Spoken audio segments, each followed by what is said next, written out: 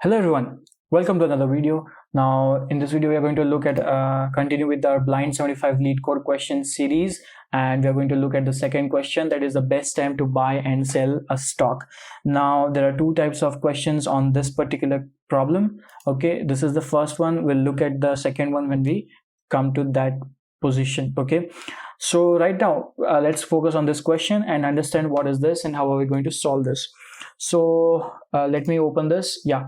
So what is this question is? So basically they want us to find maximum profit. Now when does a maximum profit happens?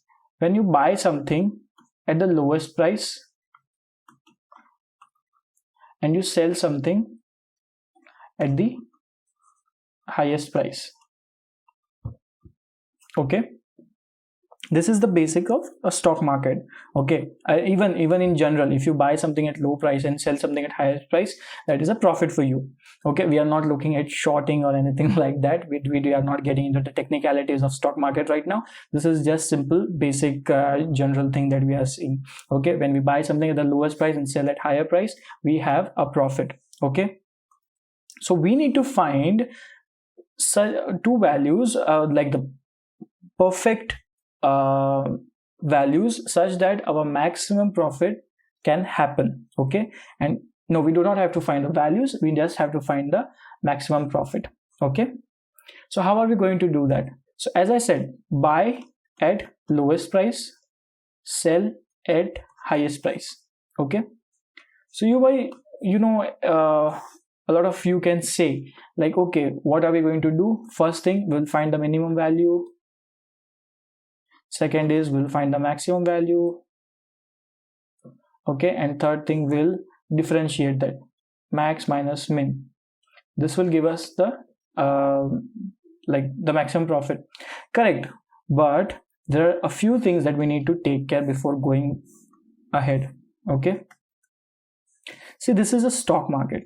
Okay, when you start with the stock market, you can only sell something at a date further than the day you purchased. Okay, let's say you bought something on this particular day. Okay, so it is not possible for you to sell that particular thing on the price it was a day before. Okay, we do not have a time machine that you buy something at 30th December and you sell it on 29th December. Okay, that is not going to happen in any near future. Okay, so we need to take care of that. So if we have a minimum value, then we will always look for the maximum value in this particular direction on the upcoming days. Okay, so that is the first thing that we need to take care. Secondly, now the theory that we were going with, that okay, we'll find the minimum value. Okay, and starting from there we will find the maximum value and we'll differentiate this. Now it is good, it is a plausible, like it is a possible situation, but only for this particular example. Okay, let me change a few values over here. Okay, this I will keep as it is. I will switch this 3 over here. Okay, I will switch this 4 here. I will take my minimum to the end of our array. Now what will happen? Now will you say that min is over here? We do not have any maximum value, so the maximum profit is going to be 0. Okay, but that is a wrong answer. Why? Let me show you. Although the minimum value is at the end, that does not mean that we cannot make any profit. Okay, let's say I buy something at 3 and I sell at 6, then I'm making a 3 rupees of profit or $3 of profit, whichever currency you are following. Okay, so that is one profit that I'm making. So for this I don't have to find a minimum value. Okay, I just have to find a bracket in which I have the minimum and the maximum value, such that I can maximize my profit. Okay, it is not necessary that minimum value has to be the minimum value in the whole array. Okay, I hope you got this point. So how are we going to solve this? This seems like we have stuck some wall or something like that. Okay, so right now I know a lot of you might think like we can do a double for loop or something like that, but let's get to a simpler solution. We have simple solutions. Okay, so the first thing that we need is the minimum value, right? Without that it is not possible at all. But this minimum value is not something that we will actually use to find the maximum profit. Okay, this value will be used only to find the current profit. What do I mean by this? Let's see. So the first thing that we need is minimum. Okay, so let's go through our loop and let's have a walkthrough and understand. Okay, so we, after finding a minimum, let's say right now the minimum value is 7. Okay, what is a profit? Okay, what is a profit? Your current value minus your minimum value, correct? Okay, whatever your current value is, let's say the selling price is whatever in the market is going on, minus what was your minimum value, the buying price or the cost price. Okay, this will give you the profit, correct? So my current profit, this is going to be what? Let me remove this. Yeah, this is going to be what? My current value minus my minimum value. What is my current value? 7. What is my minimum value? That is also 7. So if I buy a stock at day 1 at the price of 7 and sell it at the price of 7, my current profit is going to be 0. Okay, now in this case, what is going to be my maximum profit? That is also going to be 0. Okay, because I did not have any other trade.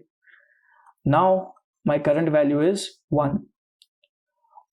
Which is minimum between 7 and 1? Obviously 1. Okay, what is my current value? 1. So 1 is the current value, and what is the minimum value? Also 1. 1 minus 1. If I buy at day 1 having the price 1, and if I sell, then I will get max current profit as 0. Okay, if it is 0, then my max profit is also 0. Let's jump ahead. Now we are at value 5. This is my current value. Which is minimum between 1 and 5? 1. Okay, now if you will see here, we have current value as 5 and minimum value as 1. So this is something great. We will buy something at 1 value and we will sell it at 5. What is the profit that we'll get? 4. Now what is the maximum profit that we have achieved? Between 0 and 4? 4. Right? Now let's continue ahead. 3. Similarly, I think you have understood this, so I will just do it in a faster way. So 3 is 3 and 1. 1 is the minimum. What is 3 minus 1? That is 2. Maximum profit is 4. Okay. 6 and 1. Minimum is 1. 1 minus 6. That is 6 minus 1. That is 5. Current maximum profit is 5. 4 and 1. Minimum is 1. 4 minus 1 is 3. Current profit is 3. Maximum between 5 maximum profit and current profit is 5. So this is our final answer. Okay, the maximum profit that we can make is 5.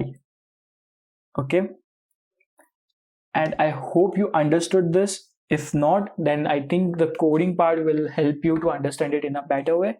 So let's look into that.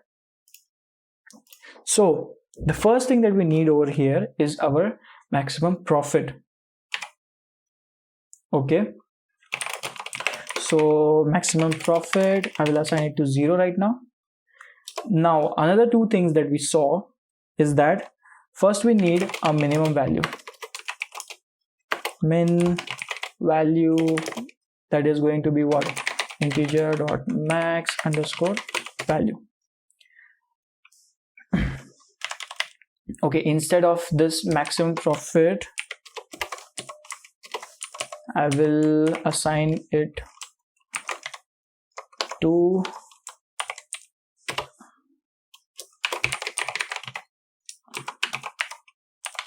okay, this is much better and much accurate. Now what are we going to do? We have maximum profit, we have minimum value, so let's jump into the array. What is the cost? I will be using the for each loop. Okay, now first thing that we need to find is the minimum value. So what are you going to do? Let's say min value, that is going to be what? Minimum between current min value and the current cost. Okay, this will give us a current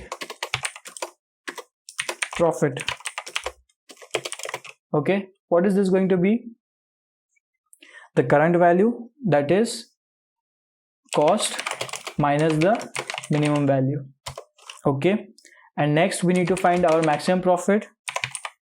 That is going to be maximum between what? Our current maximum profit and our current profit.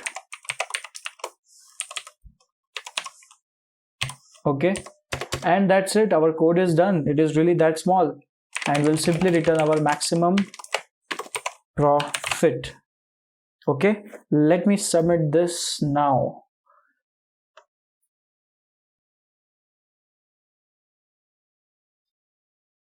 So as you can see, we have completely solved this problem, and that too in 1 ms, and that beats 100% of the solution.